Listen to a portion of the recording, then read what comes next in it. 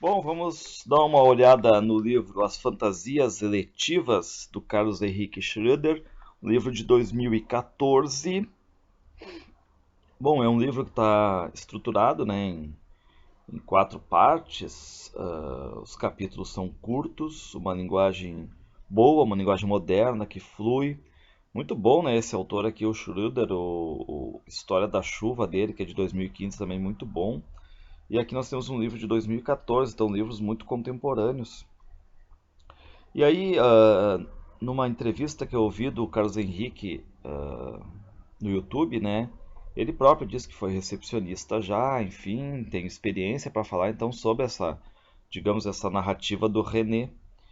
E ele trabalha com esse romance com características aqui realistas, né? Não é só com questões sociais, mas também a questão da metalinguagem, do trabalho com a linguagem. O livro ele tem muitas lacunas, o autor vai se limitando a sugerir algumas ações, enfim, a questão da fragmentação muito forte no livro As Fantasias Eletivas. Passando aqui, ah, dando uma olhada aqui, primeiro grande capítulo é S de Sangue. E detalhe, né, as partezinhas são trabalhadas com as letras do alfabeto, então tem o A, B, C, D e assim vai até o final. Então nós começamos assim, ó. Chegou o rubro ao banheiro, lavou o rosto, olhou-se no espelho. Aí nós temos já um narrador em terceira pessoa, uma espécie de narrador múltiplo aqui que vai entrando na vida do personagem mesmo, reconhece os passos, se mistura até com a voz dele. Então aparece aqui um personagem ainda sem nome, mas depois nós vamos saber que se trata do René, né? E que, segundo esse narrador em terceira pessoa aqui, não podia o René botar tudo a perder de novo. Então a gente está vendo que se trata da vida de um homem estragado, né, como diz o texto, cuspido pelo mar e pela morte, e restava levantar e caminhar. Aí ele está no banheiro de um restaurante, ele fica pensando se a Maria, que é a personagem que está ali com ele, né, foi embora ou não.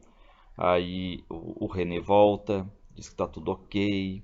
Aí ele nota que tem um cara com uma namorada do lado, né? E esse cara só fica olhando pra Maria. E aí bate o ciúme terrível em cima do René, né? E aí, claro, a gente vai ter um resumo da vida dele.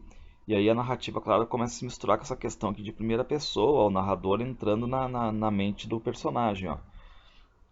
Nasci, cresci, casei, tive um filho, quase matei meu filho e minha esposa, me divorciei, fiquei 2 anos bebendo como um louco, tentei me afogar, mas nada disso me pareceu grandioso.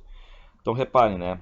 Ficamos sabendo que ele já casou, que ele tem um filho, que quase matou o filho e a esposa, se divorciou, agora é um personagem solitário, basicamente, se entregou um tempo para o álcool, né? Tentou até se matar, mas nada disso ele diz ele que pareceu grandioso, né? Aí a Maria vai lá, fala algumas coisas legais, ela diz que é ciumenta e para ele isso é importante, ele vai dizer que isso é muito importante para ele a questão do ciúme. Bom, aí vamos passar para o B. Aí sabemos que o René ele saiu do hotel onde ele trabalha, ele guarda o crachazinho dele, ele anda alguns quilômetros nas ruas, né, nas avenidas de Camboriú, em Santa Catarina. Ele mora lá na rua Paquistão, no bairro das Nações. Aí é inverno, ele se sente, digamos, de certa forma desconfortável com aquela roupa do hotel, de poliéster. Ele diz que assa as coxas dele, né? O René tem 34 anos. Aí ele quer meio que pendurar, pedir fiado ali, né? A conta do mercado e tal. Macarrão e alho, né? Que ele vai dizer que são as únicas coisas que ele sabe cozinhar e que ele fica alternando de certa forma com arroz, com legumes, se não me engano, né? Para não enjoar daquilo ali. Então, a todo momento a gente vai ver também alguns detalhes assim do salário dele, que não é lá essas coisas, dessa vida dele também de dificuldades financeiras aí. Aí ele escuta o nome, né? ah, Chamam o René, aí a gente fica sabendo agora pela primeira vez no livro qual é o nome dele, né? Ei, René! Olhou para trás e viu um rapaz magro, de cabeça baixa, usando uma camiseta surrada e um boné que lhe cobria os olhos. Aí o René vê que esse rapaz aí magrinho, né, tem uma faca. Mas aí, quando ele começa a notar, já está perto demais. Aí o René dá um passo para trás, mas sente ardência na barriga, ou seja, ele tinha tomado uma facada aí. Viu a faca no chão, era de cozinha, aquelas pequenas, de serra. E aí o que que diz esse rapaz aí? É um aviso, um lembrete, meu irmão. É para deixar seca na dela. Some, sacou?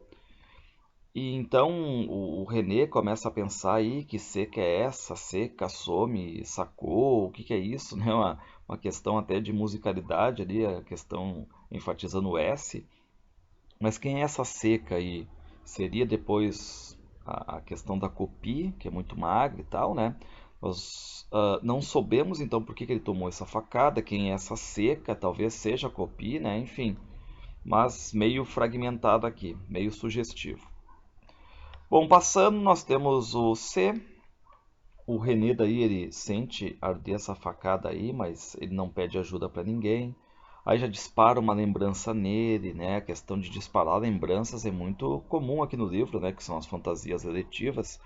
Ele lembra quando ele foi humilhado, que ele, alguns anos atrás, ele apanhou também, né? E agora ele começa a fazer essa fusão, né? Ambas as coisas doeram muito mais no moral do que no corpo.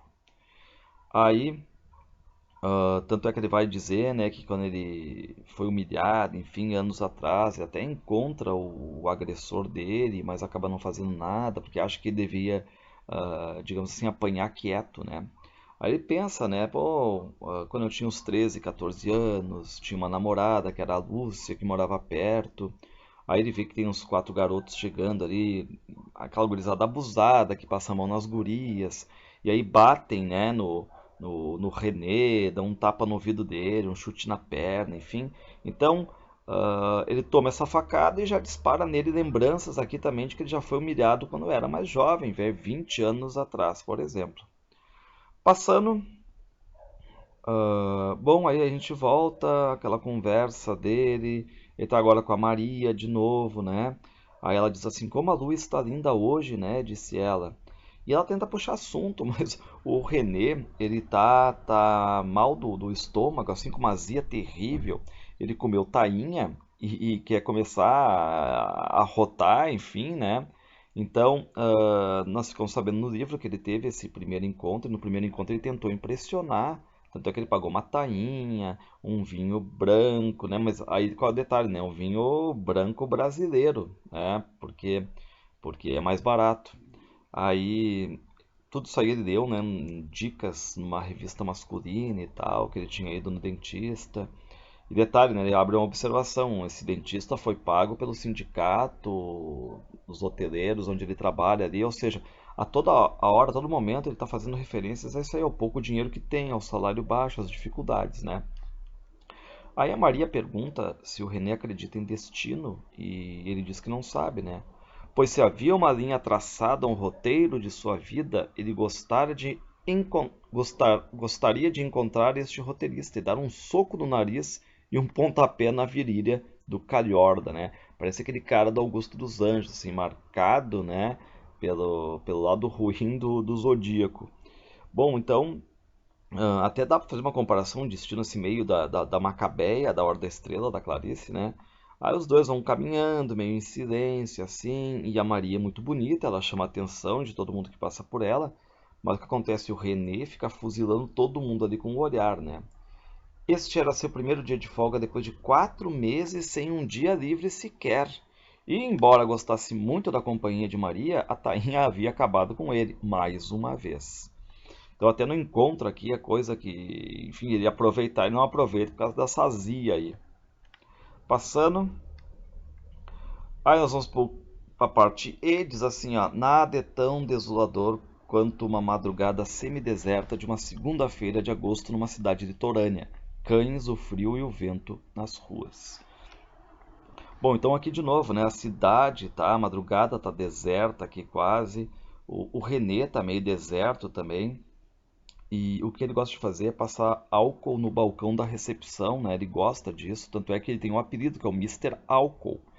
O pessoal da recepção ali que dá esse apelido para ele. Mas agora não tem ninguém ali, né? Nem o pessoal da recepção e tal, só sobrou ele. Porque ele faz o turno das 11 da noite até as 7 da manhã, né? Aí ele começa a lembrar que o patrão dele, que é o seu Afonso, chega nele, chega no Renan e diz que está oferecendo uma oportunidade de crescimento, né? Uma oportunidade de aumento de valores, enfim, e tal, aumento até de salário.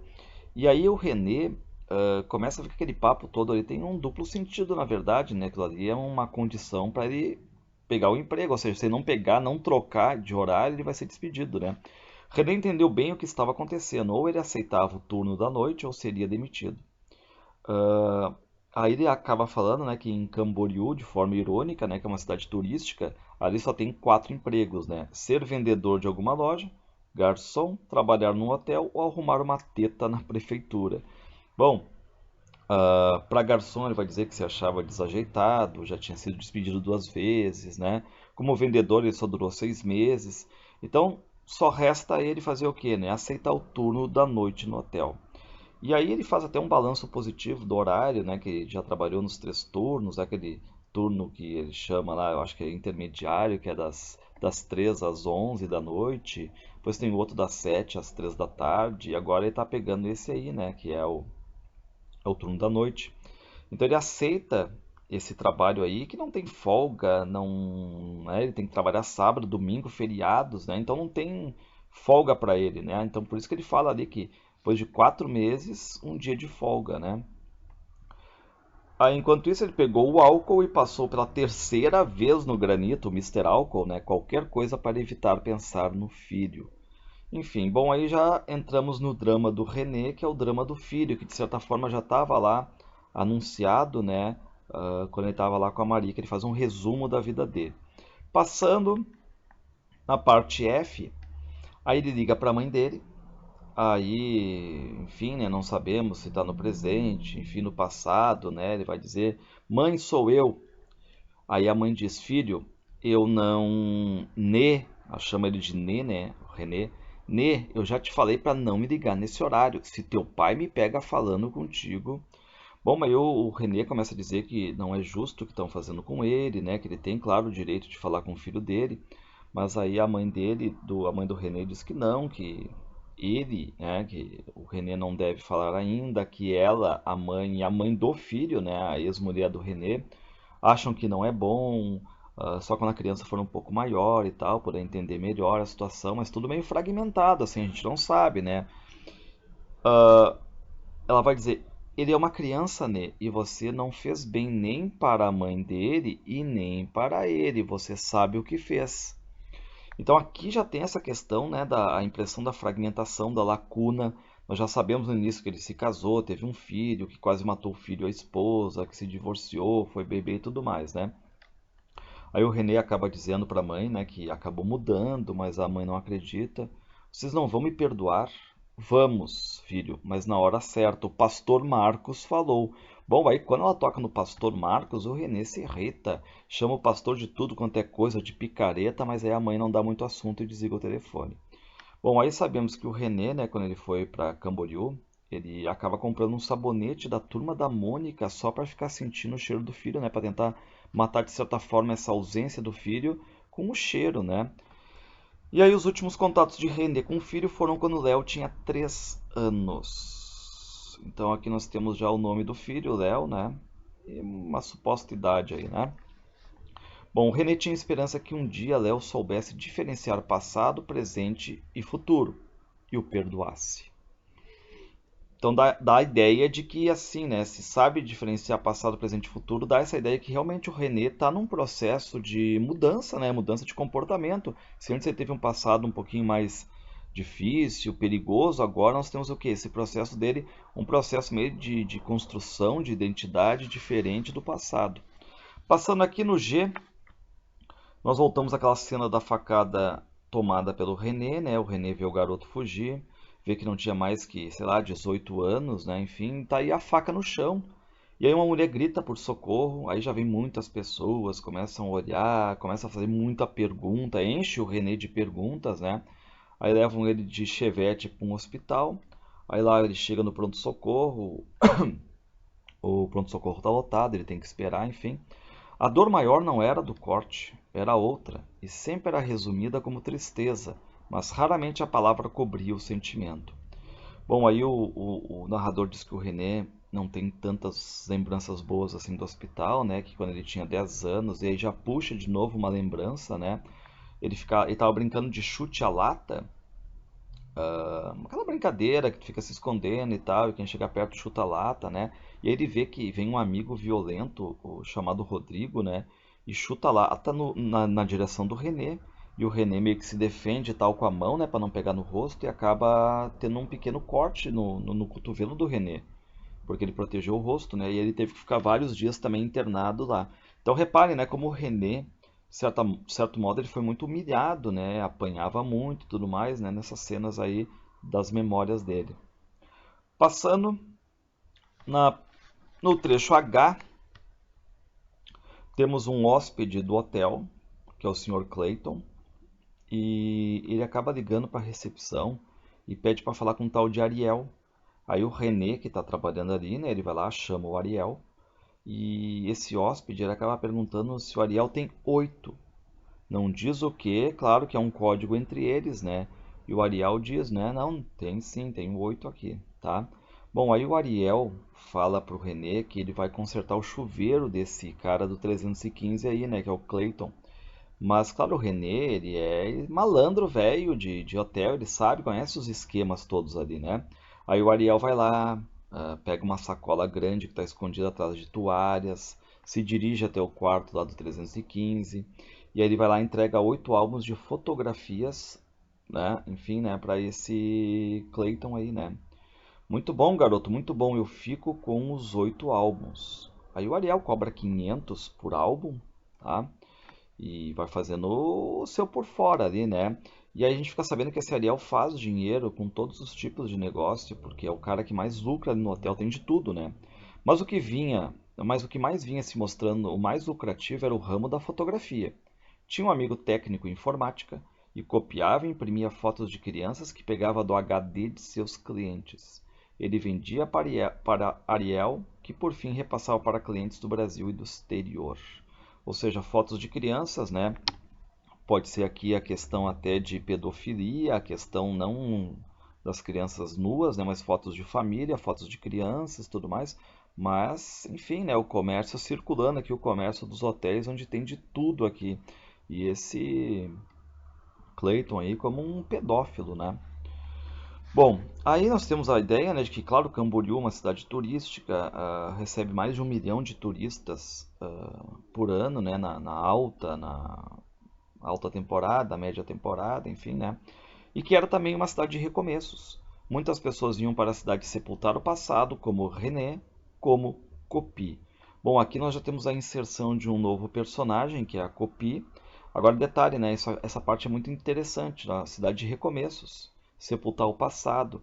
E aí nós vemos, né, o René realmente em fase de sepultamento do passado, se mudando como personagem, como homem, e tentando uma nova vida a partir de agora. Passando, aí no I, o René está limpando ali as teclas do computador, né? Enfim, o Mister Álcool, tudo caprichado, limpinho. Aí entra a Copi. E ela diz: Meu nome é Copi e este é o meu book fotográfico, tá? Ela entrega para ele 2 páginas, né, com as fotos dela, a foto em preto e branco. A gente fica sabendo que a Copi é argentina, é muito bonita, né? E que ela vai, claro, dar um por fora pro René. Ela paga 20% do programa pro René, se ele conseguir algum cliente para ela, né? E o René, ele sabe que no hotel ali tem uma caixa que é cheia de endereços de acompanhantes, de tudo quanto é tipo, mas que a copia ali é diferente, né? Quando folheou o material, viu que a bela moça tinha aquilo que seus amigos de recepção sempre chamavam de palmito na salada, ou seja, um pau. Então, a Copi, na verdade, não é uma mulher, é um travesti. E o René, então, ele não dá importância, joga no fundo da caixa, ou seja, mais um ali para ficar no fundo da caixa, tá? Passando, aí nós temos a ideia, né, do que é o recepcionista de hotel, como o René, por exemplo, né? Os verdadeiros donos das cidades turísticas, os recepcionistas de hotel. Por quê? Porque eles sabem tudo, né? Eles conhecem tudo, eles farejam o que tem, recebem por mês. A gente fica sabendo então que os taxistas, né, dão dinheiro para eles, dão R$ 3 por táxi chamado, as putas dão 10% do programa, os travestis como a Copi 20%, os michês pagam 15%, né, que os traficantes acabam pagando na hora. Só que os guias turísticos e os vendedores de pacote são seus melhores amigos. Ou seja, é a questão do ganhar um pouco por fora aqui. Passando, a gente fica sabendo no K o que é o cartãozinho da Copy, né? Enfim, tá ali, ó, Copy. Travesti magra, bonita, bem vestida e inteligente. Nível universitário, ativa e passiva. Não decepciona, prazer além da carne, atendo com local próprio e sem portaria. Reparem, né? Travesti magra, aqui que eu vou chamar a atenção, né? Porque temos aquela facada lá pelas tantas em cima do nosso René e diz para não se meter com a seca, então pode ser uma referência a copia aqui. Bem vestida, inteligente, depois é uma parte importante também, porque a gente vai conhecer mais as produções literárias, fotográficas da Copy. Nível universitário, ativa e passiva, não decepciona, prazer além da carne, ok. Passando. Bom, aí o que acaba acontecendo é que a Copy ela nunca é chamada pelo René, né? Então ela fica ali passando todos os dias na frente do hotel, todos os dias, né? E o René, claro, não é bobo, percebe aquilo. E um dia ela entra e vai direto ao ponto, né? René, você nunca me chamou. Aí o René tem vontade de bater nela, né? E, e o narrador já disse que o René já bateu num travesti e tudo mais, bêbado, que não queria pagar a hospedagem ali e tal, mas o René acaba se segurando. Desculpe, eu não chamo, não gosto desse tipo de coisa. Bom, aí a Copy se irrita, né? Diz que tem uma ali que ela já viu sair dali, a tal de Kelly, vai chamar de boceta fedida e tudo mais, né? Que viu sair do hotel ali, né?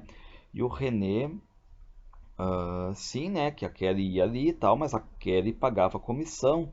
E além disso, fazia sexo oral com o René e tudo mais, né? Enfim, dava uma comissão. E era principalmente mulher, como o René vai dizer, né? Não é travesti. E a Copy diz: enquanto você não me chamar, eu venho todas as noites aqui. Escutou? Todas as noites. Bom, aí o René encara a Copy e a Copy joga um pé do salto alto dela, né, no peito do René. E aí ele mal deu tempo de olhar e já tá o segundo na testa dele e tudo mais. E a baixinha correu descalça e René foi atrás de gelo. Então, de novo, aqui o René, coitado, apanhando, né? Passando. Bom, na parte M diz assim, em novembro e início de dezembro costumavam, né, chegar quem? Estudantes, né, principalmente, a maioria argentinos, né, ali em Camboriú. E claro, depois de meio de dezembro até, sei lá, finalzinho de janeiro, vinha mais casais, mais famílias brasileiras, né, e que depois de fim de janeiro a março eram os brasileiros, uruguaio, paraguaio, enfim, a galera toda aqui, né? Aí o Copy chega a dar um apelido para a cidade, né, que é Bregário Camboriú.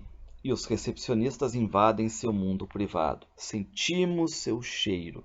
Imaginamos que cor tem sua calcinha, sua mal comida, como será seu mamilo, ou as pregas do seu cu, ou quanto seu marido tem na conta bancária. Então aqui nós temos a questão dos recepcionistas, como o René, que, enfim, vê alguém entrar e já fareja o que quer, o que não quer, de que laia é, enfim, né? Passando na N, ficamos sabendo aqui que o René, ele vê a biblioteca da Copy.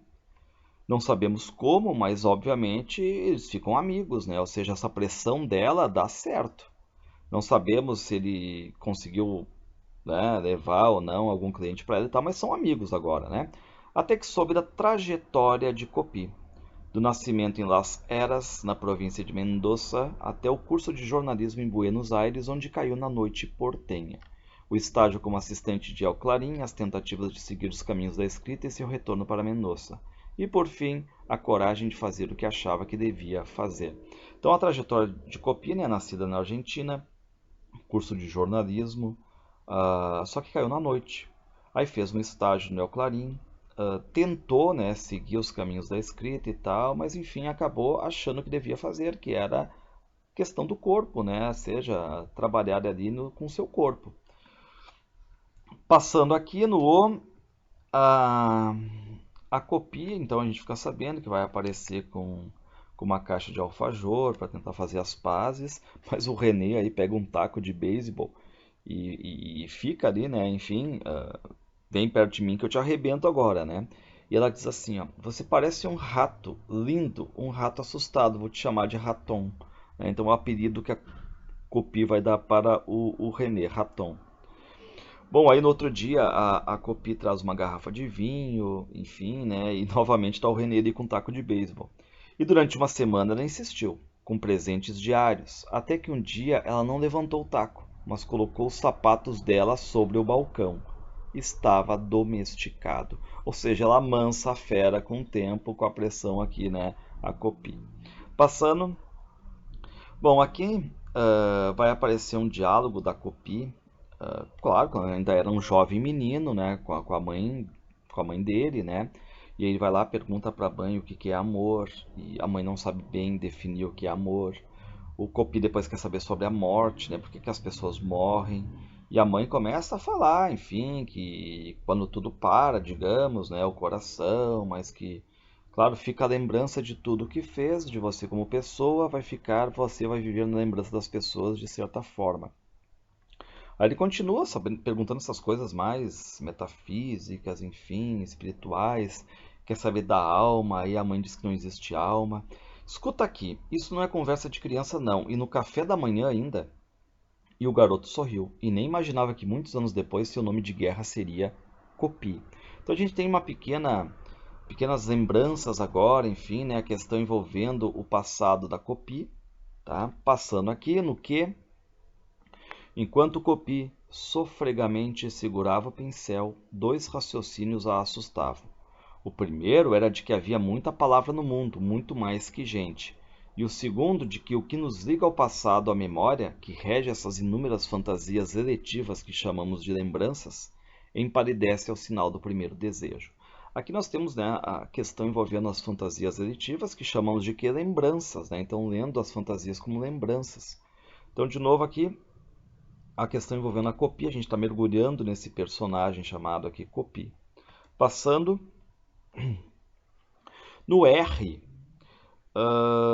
alguém aí pergunta, né, para Copi como ele se transformou, enfim, né, e tal, e ela acaba respondendo. Há duas maneiras de lidar com o desejo. Ou você apaga com o extintor, ou você deixa o fogo se alastrar. Eu resolvi me incendiar.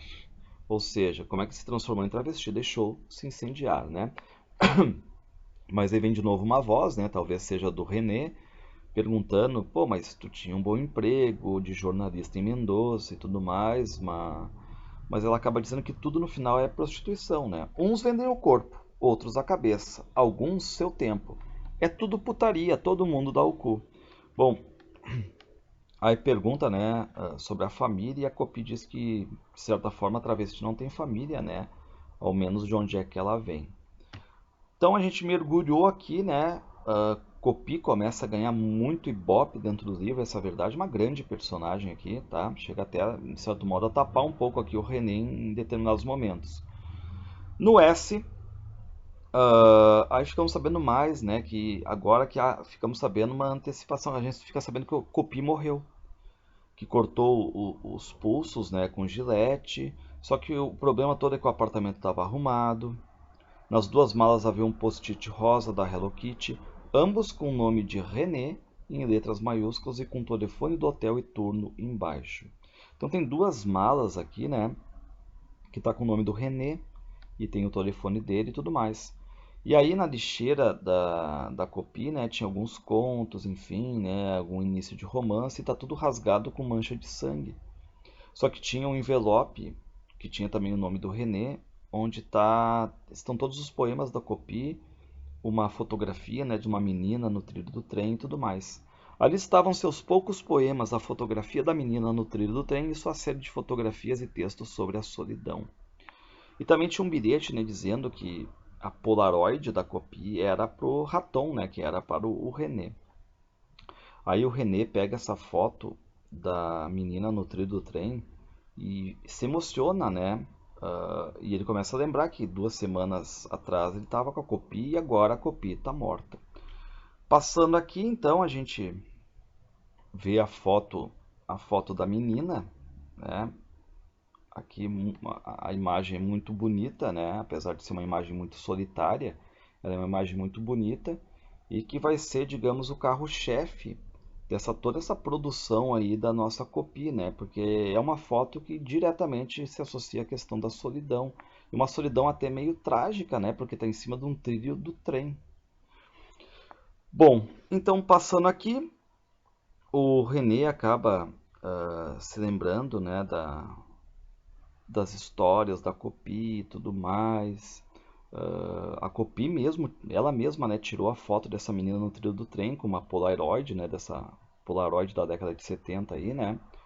E um dia estão conversando e tal, né? Ela até chama o René de bicho do mato, porque fazia uma comparação dela mais intelectualizada com o René, que é aquele cara ali que, enfim, né, um passado terrível dele, que está se adaptando de certa forma, né, para uma mudança, chama ele de bicho do mato e que ele tem muita sorte de ter uma amiga como ela, a Copy, né? Aí o René brinca, né? Linda, mas com uma cenoura no meio das pernas, né? E aí ela começa a falar que foi atender um cliente do norte, enfim, né, e tal. Ela entra em detalhes sexuais, dizendo que o cara era bom de cama e tudo mais. Aí o René já fica indignado, pode parar com esse assunto aí, né? Daí, tá, deixa eu ir então pra síntese, né? Que ela saiu pra caminhar com a Polaroid dela.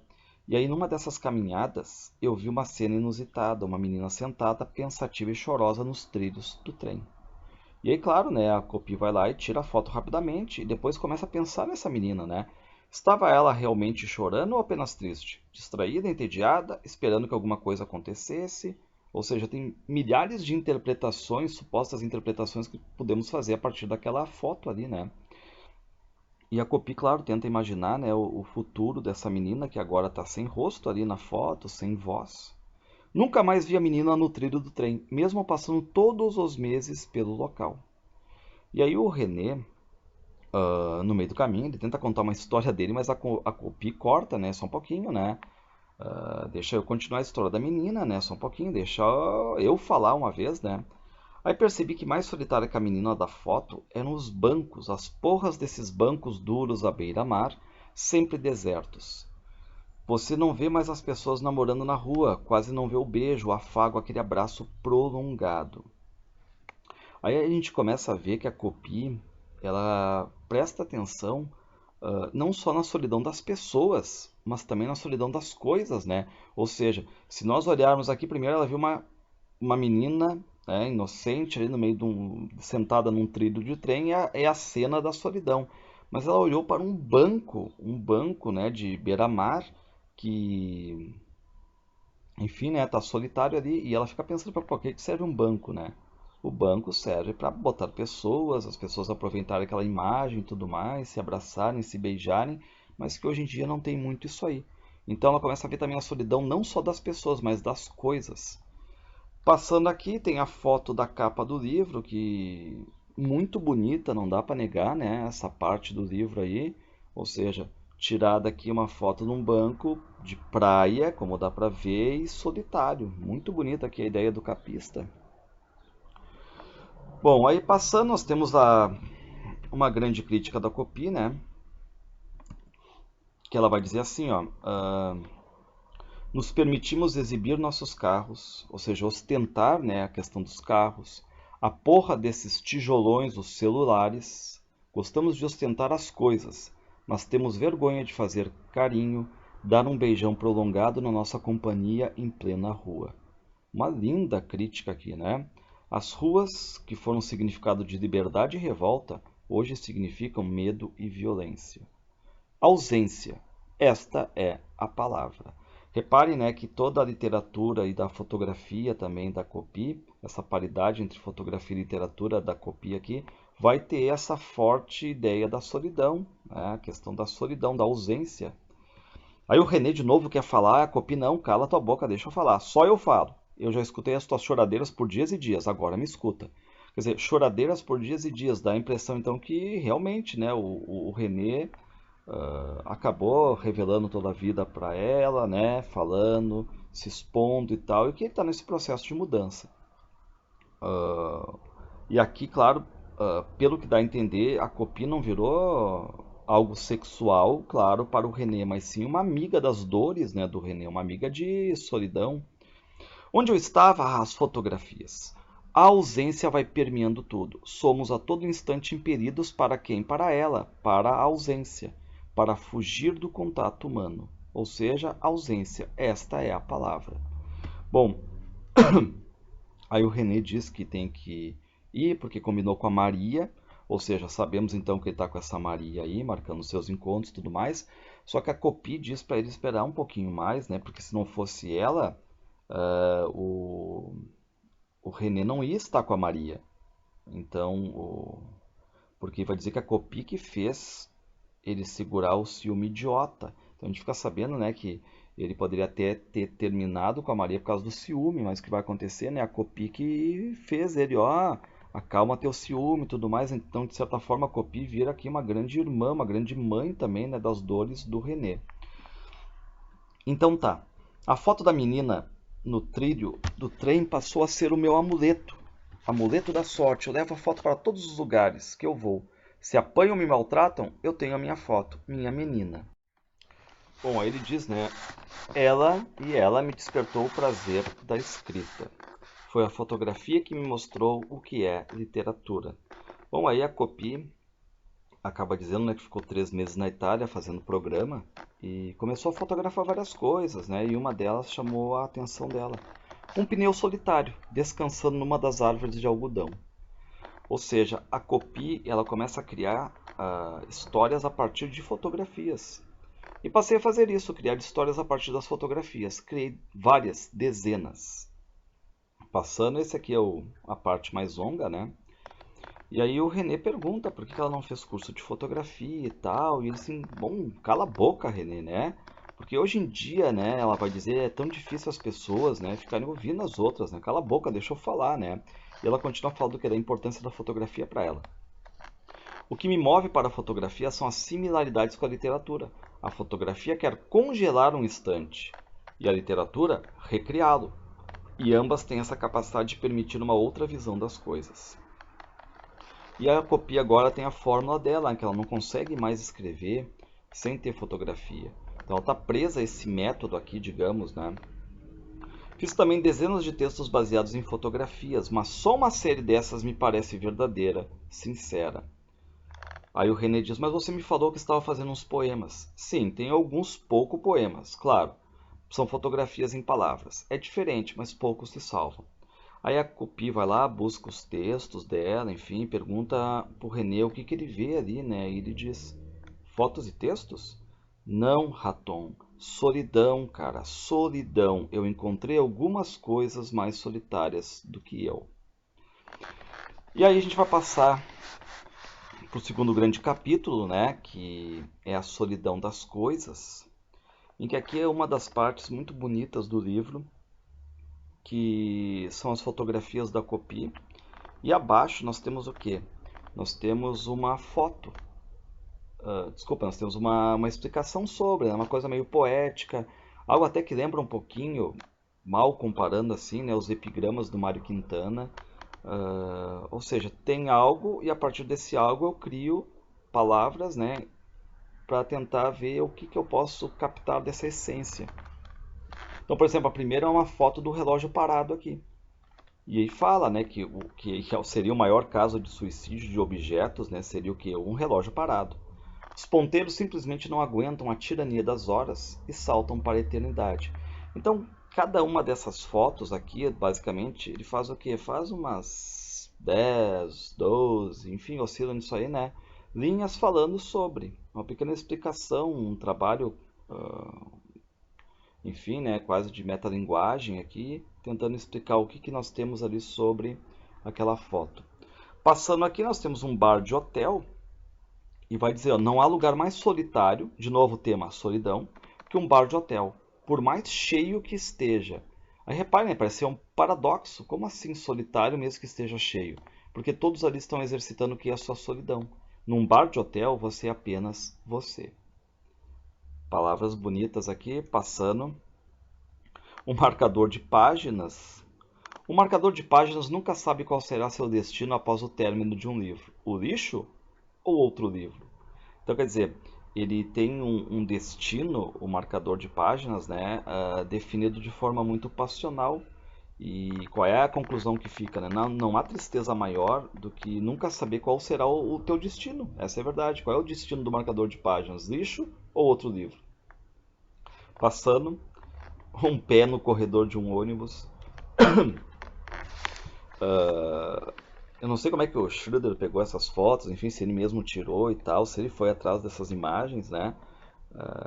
Mas são muito legais. Ele vai dizer que o pé num corredor de ônibus, ele não está na boca de alguém, né? Enfim, e o pé não está a caminhar também e não está nem exercendo um trabalho, por exemplo, embaixo da mesa de um escritório, né, e tal. Enfim, ele é só um pé num corredor de um ônibus. Passando aqui, temos uma cruz, que é uma cruz sem rezas, sem fiéis, uma cruz no morro.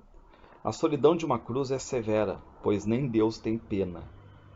Porque não tem ninguém ali rezando, não tem nada ali, né? Enfim, a solidão de uma cruz no morro ainda. Passando. Aqui a ponte Hercílio Luz, que está desativada há anos, enfim, né? Ele vai dizer que nenhuma ponte é mais solitária do que essa ponte aí.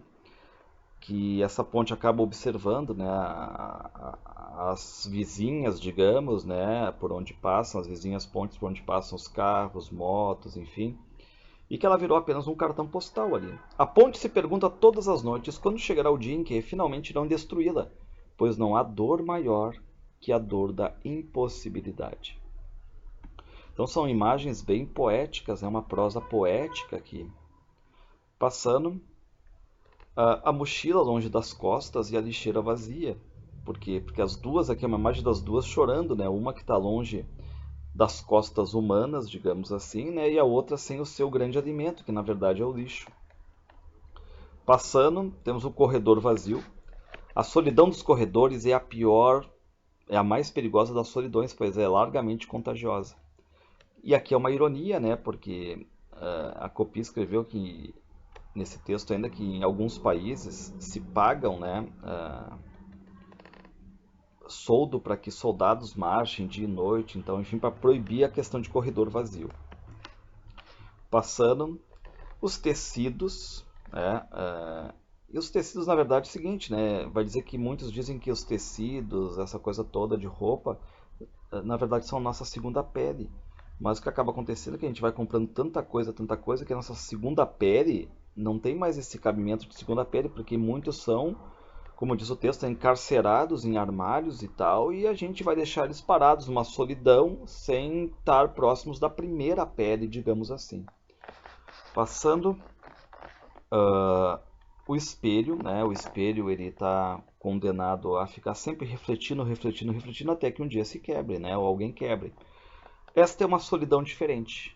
A solidão de ter que refletir ininterruptamente o que está à sua frente ou atrás. É o abandono de si. Passando, o rodapé do texto, né? Milhares de editores em todo o mundo caçam rodapés com suas escopetas de Dell de deletar diariamente. Uma grande ironia aqui, né? Porque realmente muitos não gostam da questão de um livro ter nota de rodapé. Estima-se, né, que dentro da questão aqui que ele vai dizer que essas notas de rodapé, enfim, vão desaparecer daqui a 50 anos, talvez, né, apenas no mundo mais acadêmico. Você já ouviu o choro de um rodapé? Garanto que não há nada mais triste. Passando, o nocaute. Vai dizer que entre todas as solidões, a do nocaute era mais que punge, né, dilacerante, digamos assim. A Bíblia é clara ao dizer que para cada homem haverá um nocaute. Passando, temos os rejuntes de pisos cerâmicos ou porcelanato, né? E a gente vai olhar assim, realmente, se a gente comparar com os cerâmicos, porcelanato, a beleza está estampada no porcelanato e não no secundaríssimo rejunte. Ninguém os percebe, ninguém os elogia. Passando aqui, placa de proibido estacionar, né? Vai dizer que é a placa mais odiada de todas. Passando, pino de alarme de incêndio, ou seja, ninguém quer tocá-lo. E aí é aquele esquema, né, que quando alguém toca, é algo rápido, é violento, né, para anunciar, enfim, o alarme de incêndio, e lá fica ele, né, aquele pino pendurado ali e tal, sozinho, passando. Ginásio de esportes vazio, porque basta ver isso, estamos em plenas Olimpíadas aqui, 2016, né, enfim, aquela questão de que é um símbolo de coletividade, e se o esporte, ou se o ginásio está vazio, ele é a maior obra de arte de todos os tempos. Passando. A cerveja alemã. E aí é mais ou menos assim, né? Vem a imagem no livro, já fica. Quem é leitor já fica, pelo menos da minha parte, já fica imaginando, né? O que vai vir ali de uma cerveja alemã, enfim, né? De um relógio e tal.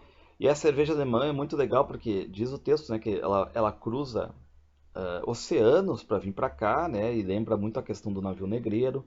Todas elas todas amontoadas, ela chega ao Brasil aqui, né, numa terra de fanfarrões, para cair na boca de gente de cabelo espetado que nunca ouviu falar em Goethe, o Goethe dos sofrimentos do jovem Werther, né, do Fausto e tudo mais, um escritor alemão. Passando, as sombras. As sombras carregam maldições eternas. Sombras são sempre sombras. E aí começa a comentar, né, que não é, por exemplo, como o plástico, que depois de, sei lá, quantos anos, né, 400 anos, ela vai aderir ao ambiente e tudo mais, né. Bom, a sombra não, a sombra até quando a gente dorme, a sombra tá lá, pois sempre há luz mesmo na escuridão. Passando. Bom, olha para a foto dos orelhões, telefones públicos, né? Bom, não tem leitor que já não associe, né? Porque depois da popularização dos celulares, os telefones, os orelhões, eles viraram o quê? Uma vítima da exclusão completa, né?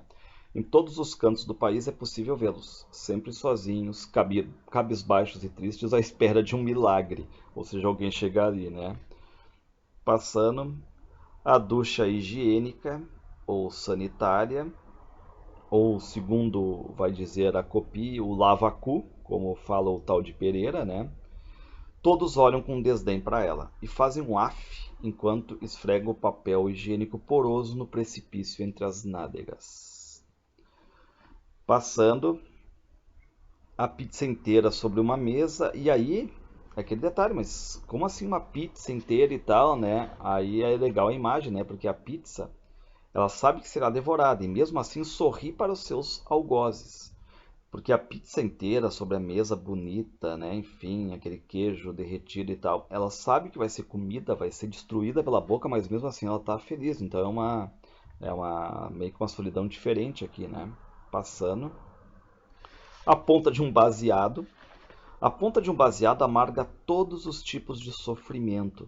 Por quê, né? Porque vai dizer que antes tem a seda de um lado, tem o fumo de outro, aí que vem uma mão muito ágil, muito veloz, monta e nasce o baseado, que segundo a copia ali, que é o suporte da imaginação. Passando, bom, depois de termos, né, toda essa parte bonita, né, das fotografias, e abaixo das fotografias, palavras sobre essas fotografias, todas elas com conceito de sofrimento, de certa forma, de dor, de solidão, nós caímos aqui agora com a poesia completa da Copi. Então lembra, né, que deixou alguns poemas, mas a poesia completa dela é composta apenas por 7 poemas. Então, assim, a maioria, o que que é a questão, uma chegada próxima da questão do sexual, mas muito sofrimento, muita solidão, muita morte, é isso que nós temos na poesia completa da, da Copi, né, que ela vai acabar passando e vai ser a herança que vai receber o nosso René. Então, botei aqui um primeiro, ó. Na bunda de um tucano é possível perceber toda a gravidade da condição humana. Onde na bunda de um tucano? Passando. Toda palavra é um poema em ponto morto. Toda palavra é um poema em ponto morto. Então aqui uma questão até de reflexão sobre o ato da escrita. Passando. No fim, é só o fim. Então reparem, são poemas de sofrimento, de solidão, essa coisa bem decadentista aqui da Copi. E aí a gente volta agora no próximo capítulo, que é a questão das fantasias eletivas. Voltamos naquela ordem do alfabeto, né? Aí voltamos para o T agora, já estamos no T. E aqui a gente conhece melhor a situação da Copi. A Copi agora fala, né, para a mãe e tal, as lembranças. Ela vai falar para a mãe que é escritora, mas só escrevo coisas tristes ou incompreensíveis sobre morte, sexo, gente que sofre, os rancores do mundo e nem tenho leitores, diz a Copi para a mãe. E ela acaba dizendo ironicamente, né, que o legado dela não vai ser o que ela fez com escrevendo poema e tudo mais, vai ser o que ela fez com a bunda, né? Dirão assim: essa mexia, essa mexia. Mãe, sou escritora, sinto muito. Uma vadia que já nasceu melancólica, alguém que gosta da solidão, do silêncio, da reflexão. Passando, aí nós estamos no U. O René vai acabar guardando as fotos, os textos, né, os poemas da Copi, essa pasta com os documentos pessoais dela. Nunca mostrou para ninguém. A literatura de Copi seria de um leitor só, uma só solidão. Reparem que até a literatura dela vai ser colocada para a solidão. É a solidão sobre a própria solidão, né? Porque o René que vai ser o único leitor, basicamente. E o René pega a fotografia daquela menina no trilho do trem, enfim, né? Pendura na sala. E serve quase de inspiração para ele, porque ele vai também comprar uma Polaroid e ele começa a bater fotos, assim como a Copi fazia, né? Passando no V, uma vez, apenas uma vez, ela teve a sensação de ser observada e teve vergonha ou medo de se virar. Sentiu alguma coisa, mas não se virou. E quando olhou para o lado, viu uma moça com uma mochila caminhando de costas. Levantou-se e continuou seguindo o trilho do trem. Então aqui talvez seja uma reflexão sobre aquela menina do trem, né? Que apenas uma vez teve a sensação de ser observada e tudo mais. Enfim. No W, nós temos assim, ó. Recepção, boa noite, René. Alguém liga para a recepção e o René atende. E é um cliente, e o cliente pergunta se ali não tem um book de telefones de acompanhantes, né? E o que diz o René? Não, senhor, nosso hotel não tem esses serviços. Posso ajudá-lo em alguma outra coisa? E o que acontece é que o cliente acaba pedindo pizza. Mas reparem nessa transformação do René. Ah, book e tal, e a gente sabe que o hotel trabalha com isso, ele pega e diz não. Passando no X, diz ele, acabei me acostumando à vida nos hotéis, diz o René. Por quê? Porque tem o silêncio daquelas quatro paredes ali, né? A questão mais da impessoalidade. Ele diz que as pessoas ali não são pessoas, são um número, né? E que ele ainda pode ser chamado de Mr. Álcool. Passando no Y, e René não soube lidar com Maria, nem com Cláudia, ou Márcia, ou Tássia, ou Samantha. Então reparem, né? A gente fica sabendo que não durou a relação dele com a Maria, nem muito menos com o tal de Cláudia, Márcia, Tássia, Samantha, enfim. Parece que ele não nasceu para isso, né? E ele acaba rabiscando uma espécie de, sei lá, de poema, né? E ele acha que a Copi ficaria orgulhosa dele, né? Coloca assim, ó: não consigo, não posso, não mereço, não sei, não tenho, não sonho, não amo, não choro mais. Ou seja, não consigo, não posso, não mereço, não sei, não tenho, não sonho, não amo, mas não chora mais. Então, de certa forma, a Copi vira uma fonte de inspiração para ele, porque ele acaba tirando fotos, ele acaba até fazendo uma espécie de poema agora, né? E termina assim o livro, né? No Z assim: ei, Raton, você confia em mim? O René vai acabar dizendo que sim, né? Que ela é amiga dele e tal, né? Copi sorri satisfeita e fitou a porta por uns instantes. Deixaria a porta de fora, perdoaria as entradas e saídas, pensou, e começaria a acariciar as paredes. Esse final do livro aqui causa de novo essa ideia de ausência, de, enfim, né? E o livro todo parece aquele poema do Catar Feijão, do João Cabral, né? Aquela pedra que nos faz pensar. É uma novelinha, um livro tão curto, mas tão bom, tão de reflexão, assim, né? Então esse aqui é Os Fantasias Editivas do Carlos Henrique Schröder. Ótima escolha aí para as leituras obrigatórias.